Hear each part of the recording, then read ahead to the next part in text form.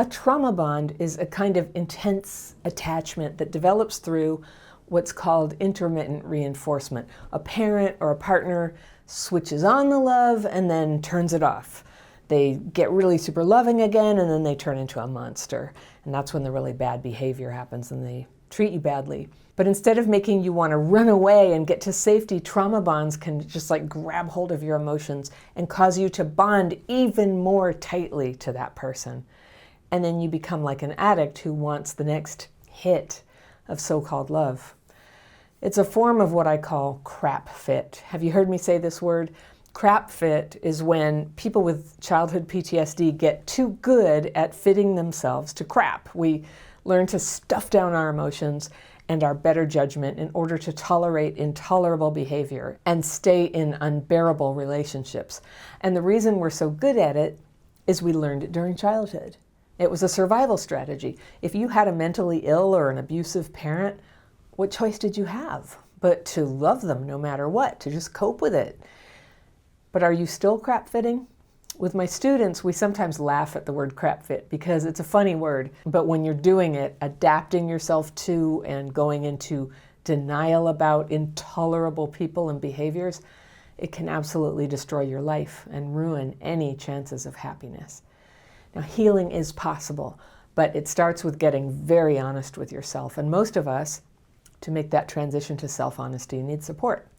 So today I'm reading a letter from a young woman I'll call Melanie, and she writes, "Dear Anna, if you do decide to respond to this letter, feel free to skip the background information." And so I was going to skip the background information and go right into the today problem, but it was a situation where I think the background is really relevant, that explains a lot about how she got to this situation. So I'm going to start with reading her present time, and then I'll read you the background. All right. Almost 3 years ago, I moved into a shared house which I live in now, and I met a man 9 years older than me, I'll call Miles. When we met, he was in a great place emotionally, but he'd suffered a lot of trauma in his past, a seriously abusive brother and a father who committed suicide, leaving Miles to find him. Our relationship has taught me so much, and I feel like I've truly been in love for the first time. He's so much like my dad was, it's kind of scary, but there are some serious problems. After the first 6 months, he came off his meds and he got really sick again.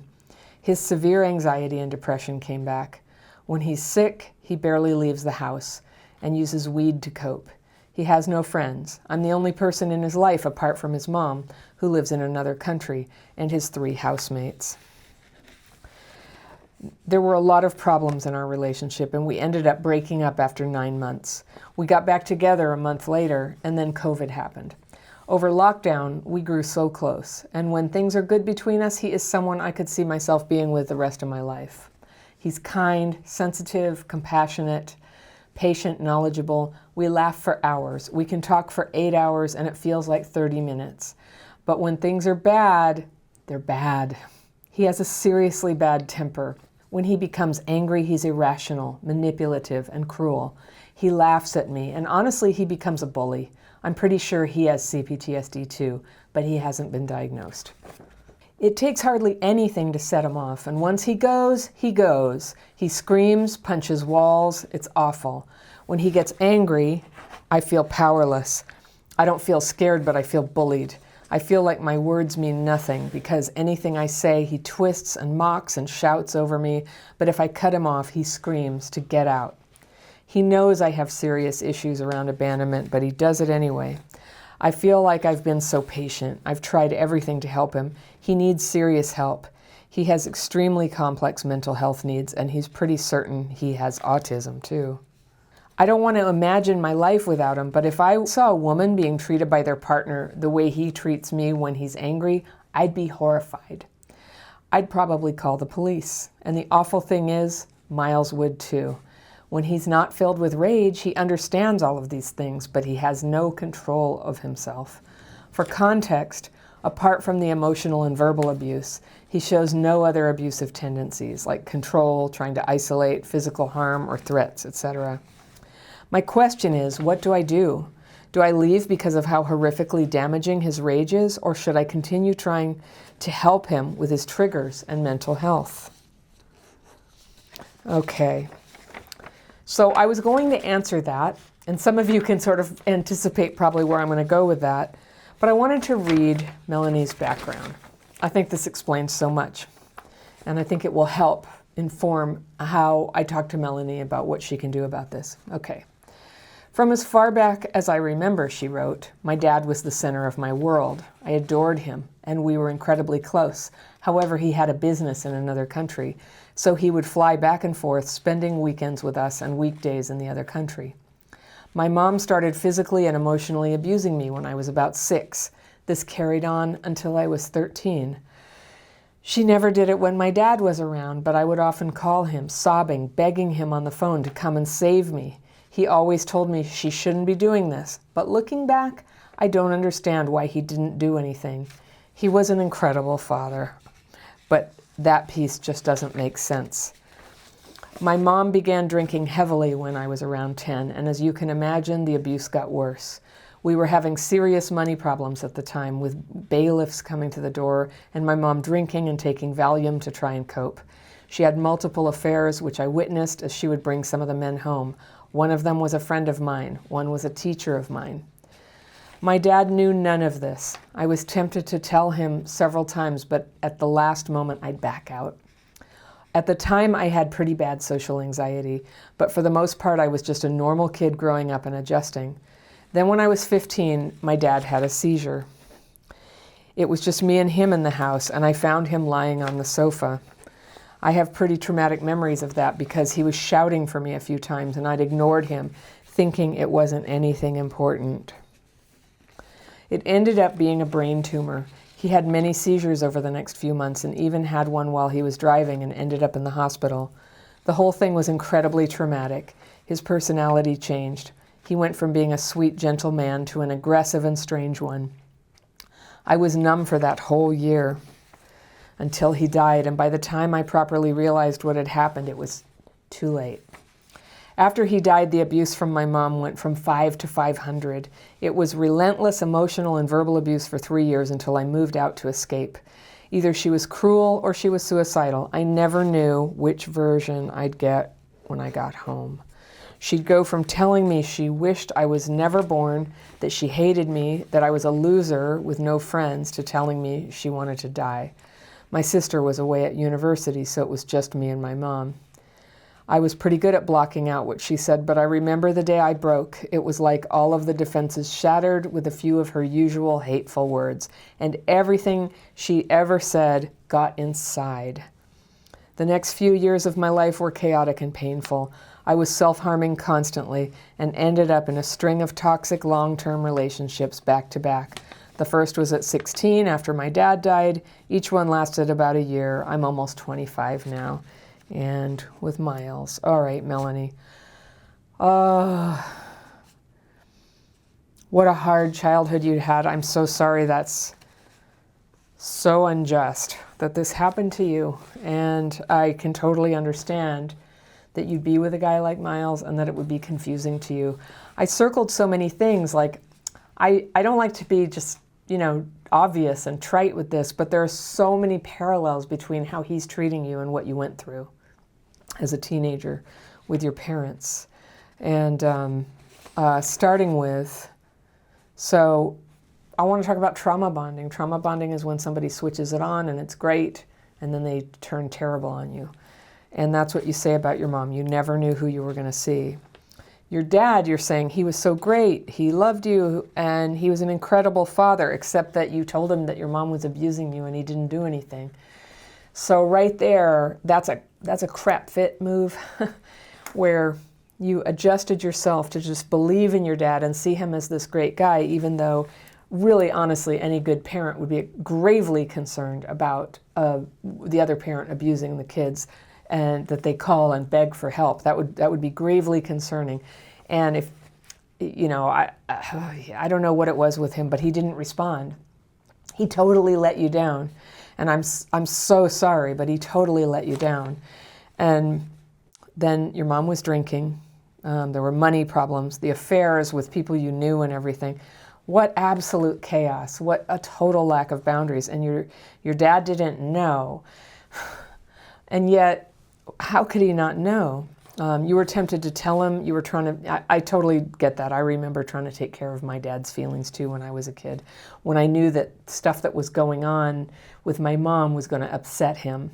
And I didn't want him to be upset. I felt like even when I was a little kid, I had to protect his feelings. So I'm really sorry that you had to do that. I totally get it. And you had social anxiety. Well, yeah. But that you had some normalcy as a kid. And then when you were 15, your dad had a seizure, and it was brain cancer.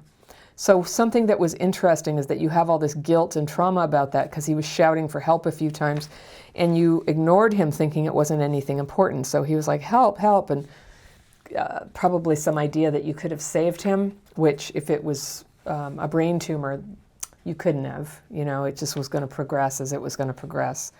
So it's not your fault. But I can imagine how traumatic that experience would be of finding out how serious it was and having not come to his aid right away. And it just reminds me of the last thing you wrote about your boyfriend here. Do I leave because of how horrifically damaging his rage is, or should I continue trying to help him with his triggers and mental health? So this desire to help, we'll come back to that. Then this thing where you didn't know who your mom was going to be, and the abuse escalated and you got out. Good job, you got out.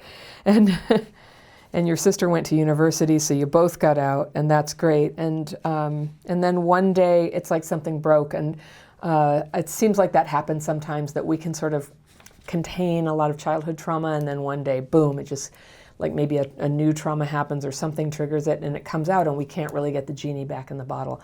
That happened for me when I was assaulted on the street. Like I was managing kind of okay, and then I couldn't at all. It was all just coming up. So I just understand you. I understand you and I relate, and I think you've done an amazing job of holding it together despite a truly horrific childhood that you didn't deserve. It's not your fault. So I wanted to come back to what you said here about your current relationship. 3 years ago, you moved in and to share a house where you live with a man who is 9 years older.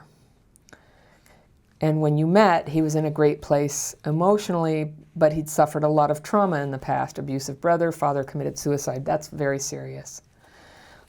Interesting little resonance there with your mom's suicide threats.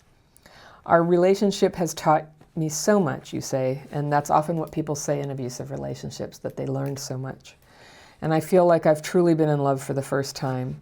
So I get it, though. The relationship's over and you're taking stock of what was valuable to you. You learned a lot. You were in love. He's so much like my dad was, it's kind of scary. So when you say that, you're probably talking about good qualities, but I would just say your dad is somebody who totally abandoned you again and again and again, and especially when you needed him. So, and then you say, but there are some serious problems. And you say after the first 6 months, he came off his meds and got really sick again. Sounds similar to your mom, who was mentally unstable too. His severe anxiety and depression came back. When he's sick, he barely leaves the house and uses weed to cope. He has no friends. I'm the only person in his life apart from his mom, who lives in another country, and his 3 housemates.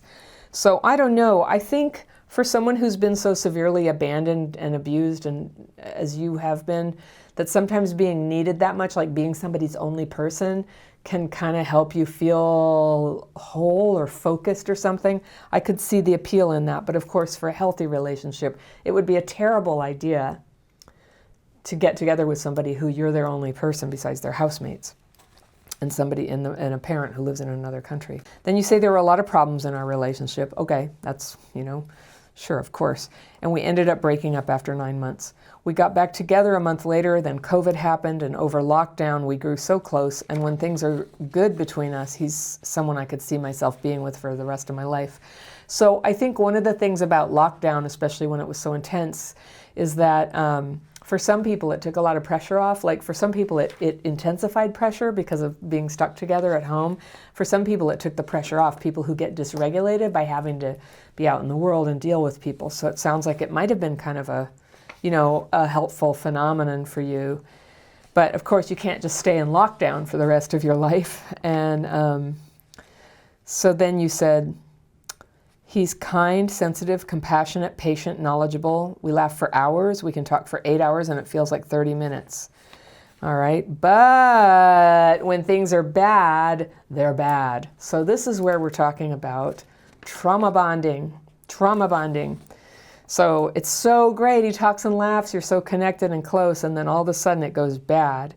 It also sounds a bit like your mom, right? To become totally abusive. He has a serious bad temper. When he becomes angry, he's irrational, manipulative, and cruel. Again, sounds like your mom.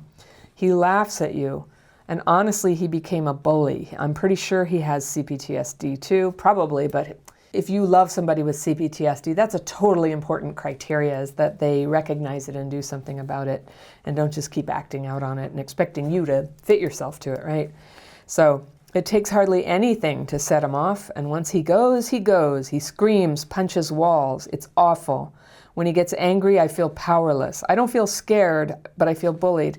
Well, I think it's interesting that you don't feel scared. That doesn't sound rational to me. Somebody punching walls is pretty terrifying, and it's physical violence. It hasn't been targeted at you yet, but you're only with him 9 months, and I would just say chances seem very high to me it would escalate to that pretty easily. And with that level of rage, no way. No way. That is not a place to be. I feel like my words mean nothing, you said, because anything I say he twists and mocks and shouts over me, but if I cut him off, he screams at me to get out. Okay, hardcore emotional abuse. It doesn't have to be physical abuse to be abuse. Emotional abuse will also ruin your life. And emotional abuse causes CPTSD, and emotional abuse drives people to the point that they don't want to live anymore. Emotional abuse is unacceptable, all right? He knows I have serious issues around abandonment, which we understand, but he does it anyway. So there's that part of you that's thinking, but he knows he's a rational person, and if he knows I have a sensitivity, of course he would take care of me. But see, he's too far gone. He's too far gone that if he knows or cares, this part of him just takes over and becomes abusive. An abusive guy doesn't care and doesn't take care of you and could kill you. He has extremely complex mental health needs, and he's pretty certain he has autism also. Well, it sounds terrible, okay? It just sounds completely unworkable. So you say, I don't want to imagine my life without him. And I understand that. It's for a person with abandonment. The reason that's so hard to imagine is because it triggers that abandonment melange of intense grief and rage and panic. And it's so much more intense than what normal people experience. And I know about it. I have it too. It's not your fault you have it. You didn't make your brain like that. It's a neurological reaction that gets triggered. But I'll tell you what, when you have a name for it, abandonment melange, it's a thing. It's a thing that's really common. You can read a really good work about it in Pete Walker's book, CPTSD, From Surviving to Thriving. I'll throw a link to that below. I think he coined the phrase abandonment melange, and the first time I heard that, I was like, I know exactly what that is. And once you know what it is, then you can notice when it's happening. You can go, oh, this is abandonment melange. That's why I'm having this totally over-the-top horrible feeling about this. Because when it's on us, we just feel like we have to go to any lengths to make the abandonment stop, including put up with abuse. That's what happens. So you say, I don't want to imagine my life without him, but that's why you can. Once you know it's abandonment melange, you can accept it and you can let it wash over you like a wave. You will be absolutely okay. You're a 25-year-old person. You will be okay. You can do this. And you're going to need support, right?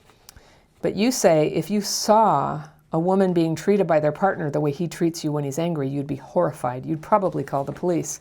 So that right there is you being able to stand outside yourself and just see, this is horrible. Police should be called. This is criminal what's going on. It's not safe at all.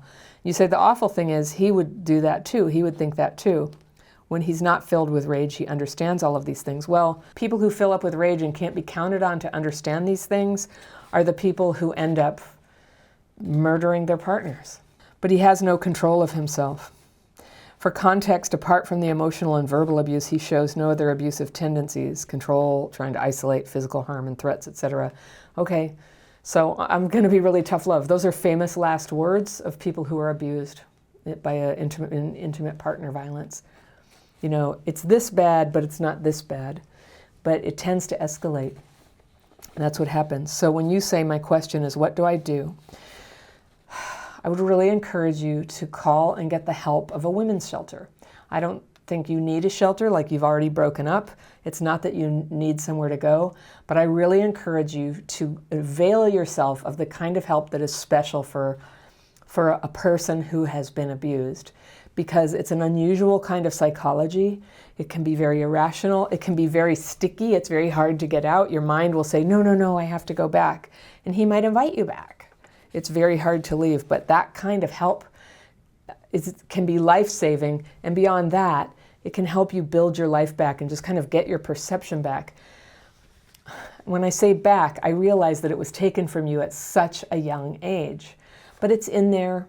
You have demonstrated through all of these things, including writing this letter that's very lucid, that your spirit is intact, that a lot of these mechanisms, the trauma bonding, the crap fitting, the going into denial about how bad everything is and thinking there's a way that you can help him heal. Because I would just say, well, how's that working for you? You've been working really hard trying to help him heal. How's that working for you? He's not healed. And I would just say, take it from Miss Anna, when people are sick in this way, you can't help them. You can't help them. People have to want some help themselves, or they need to be locked up. And it's a case for professional help at this point. And it sounds like there's a lot of isolation there, and it doesn't look like it's gonna get better anytime soon. You, on the other hand, you have a future ahead of you, and there are so many things you can change so that you never have this kind of relationship again. So yes, help from counselors or a women's shelter where they have experience with people who have been emotionally abused and have been around physical violence, even if it wasn't directed at them. You didn't say whether you're in therapy, but after everything you've been through, I just really encourage you to find effective, strong, positive, forward-thinking support for the changes you're trying to make in your life. It's really important to have people who can give you a reality check on your perception. When, as a child, your perceptions were always denied. No, that's not going on. Everything's fine. My dad's a great dad. All that denial, it can really throw you off from pursuing things in a good and positive way. And you end up letting back in people in your life. I have a dating course you might want to check out that walks you through steps to identify how did you end up getting together with people who are unworkable, and how can you identify the traits in somebody that would mean that they're suitable for you. So that walks you through that. You could check that out. That link will be down below. You might want to go to a 12-step program. A 12-step program means you can go to meetings every day and you can make friends with other people who are also trying to heal. And many of them have had problems similar to yours. When you have friends to hang out with and a meeting to go to every night, you never have to hang on to a relationship. Because, I mean, honestly, how many relationships did you hold on to just because you were afraid to be alone? Maybe all of them or a lot of them, right? If you're like me, a lot of them. You don't want to be alone, but if you have friends who are always there and you always know where to go and everybody goes out to dinner afterwards, you don't need to hold on to a bad relationship. It's a lot easier to just let them roll right past you. And then take your time and start to do the recovery work of healing. Start to do that work that helps you become more fully yourself while you're outside of a relationship, more clear about what would be a good match for you, and more structured so that you can proceed slowly and not move in together after 3 months like before. That's, for people with CPTSD, that's a really common thing that we do. We kind of rush in and get all enmeshed with people. Then we get to know them and we're like, what have I done? How do I get out? So if you can avoid moving in together, actually if you can avoid sleeping together for quite a while, that will help give you that emotional mobility to date them, get to know them, find out if their red flags are waving, and proceed slowly and with the support of friends. And that, I'm walking you through the future of dating because I just know that that's probably a big concern. Like, can that ever happen again? It totally can. But just remember, the unhealed person who rushes out and dates again when they haven't really healed from what happened before tends to create the same kind of relationship, even though they don't want to. I can't tell you how many times I got broadsided by my own choices, didn't see it coming. The healing has to happen, and you might be thinking as I did, but how? How do you do that? One place you can start is come into my daily practice. It's a free course. It's free. I do Zoom calls with anybody who's taken that course every 2 weeks. And the calls are wonderful. We use the techniques together. They help calm your emotions and your dysregulation. You rest your mind and you get some clarity. And if you do that twice a day like I do, boy, progress becomes very possible. And it's totally compatible with anything else you want to do to progress your healing therapy or somatic treatments, cognitive behavior therapy, DBT, all kinds of things that people do are compatible. Anything at all is compatible. So those are my suggestions to you, Melanie. I really wish you well, and I wish you strength. And unequivocally, yes, shut the door on that relationship. Good for you for getting out. For those of you who have had similar issues, you might want to take my dating quiz. It's down below in the description. It lists common symptoms that people have that affect their romantic life. And if this topic really speaks to you, I've got one that goes to the next level with it in this video right here. And I will see you very soon.